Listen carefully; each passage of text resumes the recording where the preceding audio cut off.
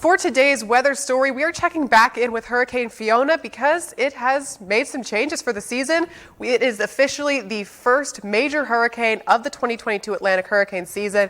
This is the current satellite imagery. You can see this thing is churning over the Atlantic Ocean in the Caribbean, just over Turks and Caicos Islands, and it also has a well-defined eye at this point. So we're going to check on that forecast for Fiona. It's expected to strengthen, actually. It's supposed to go up to a Category 4 as of Wednesday, maybe Wednesday evening. You can see that track as it moves into the Atlantic Ocean. This thing is supposed to stay a hurricane through the next couple of days, maybe even impacting Canada as a Category 2.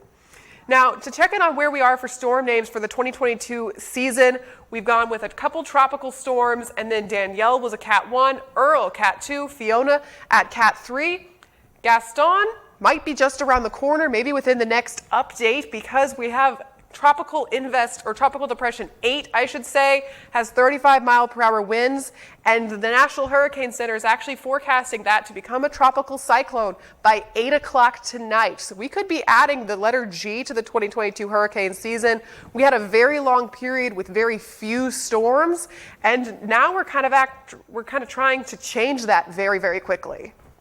Yeah, a couple of things popping up in the tropics there, but as always, our weather team watching what's happening out your door, right. And really all across the country. Right, and some people may say, well, why? But a lot of people travel, and you need to know. And we've got connections with Puerto Rico through our One Caribbean network. We've got friends that live down there. We visit there, and it really is so sad to see them struggle. And sometimes these storms, Sarah, end up coming up the coast and hitting some of those coastal cities in the U.S. Sometimes they impact us. We haven't had a tropical storm here in Pennsylvania within the past 50, 60 years, but it has happened. Right.